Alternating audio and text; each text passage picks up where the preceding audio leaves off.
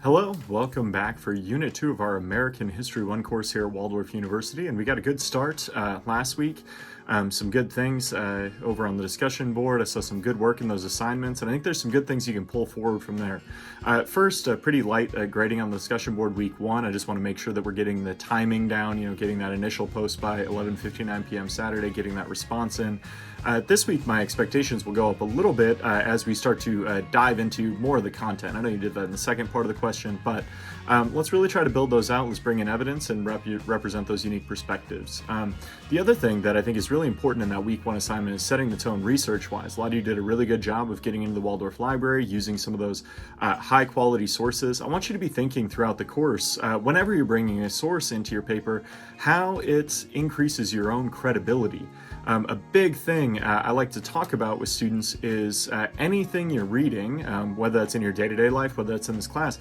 I think it's important to consider who wrote it, why they wrote it, and maybe most importantly, why you should listen to them.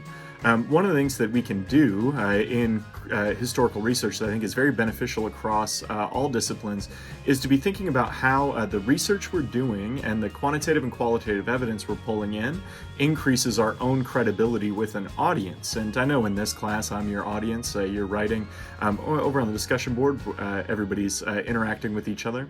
Think about how the sources that you bring in can showcase the quality of research you're doing and therefore advance your viewpoint. So we got two opportunities to practice these skills. First, over on the discussion board, you're going to travel back in time. And the question starts with, even though the famous physicist Stephen Hawking theorizes that it's impossible to travel back in time, let's just for a moment imagine it's possible. Imagine you're a time traveler. On your current trip, you traveled to the American colonies during the years of early exploration, settlement, and colonization. Where in the American colonies and when you go is up to you. And when you get back for your trip, let's hear all about it on the discussion board. So some things that go into this, and there's a bunch of parts listed there on the discussion board where in your post, please share an overview of your trip. So this is a good opportunity to bring in some of that research, whether you're going to visit Powhatan's Confederacy near Jamestown in the Virginia Tidewater, maybe you're going to indigenous Florida or Georgia and interacting with like the Cherokee or Creek or Seminole or some of these peoples, or if you're headed to New England and visiting the Abenaki or any of the various peoples that are populating the northeastern United States. You could also go to other parts of the country. We have Spanish exploration going on in the American Southwest. We do have some initial, by the time we get into the 1600s, people in the Great Lakes region, especially French traders, and coming into places like Iowa. We're going to see our first French explorers pass through Iowa during the late 1600s.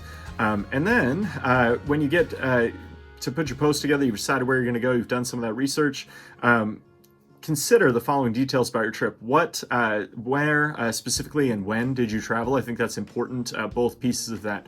Sometimes with native peoples, we take a broad brush and think about them as fixed in time. We don't want to do that. We want to be thinking about these peoples in the moment. So primary sources can really help you with this. First-hand accounts from different travelers. I know in my own research, which relates heavily with indigenous populations here in the upper Midwest, especially my doctoral work, those primary sources, whether it's from the tribes themselves or from the early Europeans and Americans that are coming into the space, really help to show kind of some of the details of what's going on. Why did you choose to go there? What motivated you to check it out? Maybe you've got family ties. Maybe you live in a part of that country or spent some time there. I know many of you are in the military and are moving around, and maybe you found yourself at Quantico in Virginia or Fort Benning in Georgia or wherever that may be. And maybe that inspired you to think about what it is. Maybe it's just where you're from, whatever. What about the trip intrigued you the most? What's something fascinating that you learned about this culture in this time period? And then what about this trip challenged you the most? I think this is where empathy comes into it. Try to put yourselves in the shoes of the people you're studying. Understand what life was like for them as ways of life that developed over thousands of years are suddenly being challenged by the entrance of Europeans and Americans into their space. And so what was the most important lesson you learned from the trip? How can we apply it to today? I think that's really important to close the loop.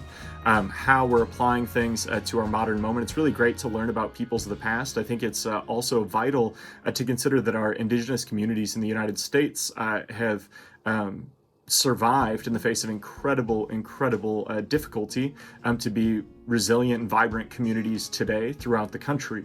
When we think about Native peoples, I really want to challenge you to consider them as not stuck in the past and these monolithic, in this part of the country, people will talk about Native peoples as being a part of our past but not our present, and that's not only just wrong factually. We need to recognize these communities as important parts of our continuing society in the modern moment. So I think you have some good opportunities there to explore this. And the other thing you're going to do is work on the assessment for this week, which should be pretty quick and easy. If I were actually approaching the work for this week, I would think about doing the assessment while you're doing your reading and looking for those details. And that's a good strategy. I think if you looked over the questions, you go into that Unit 2 assessment, there's some multiple choice, there's some matching. And one of the things that I've found a lot of students have success with is if they open that up, look what, kind of figure out what they're looking for, and then go back through and do your reading of the text and the lesson, study guide, whatever, and fill that in as you're rolling through, and then maybe orient your research part, whether it's using the online library, whether it's looking for primary sources in other places, and put together quality effort over on the discussion board. I think we're off to a great start. I appreciate the hard work you've put in the class so far, and I look forward to the great things you're going to do this week. Good luck.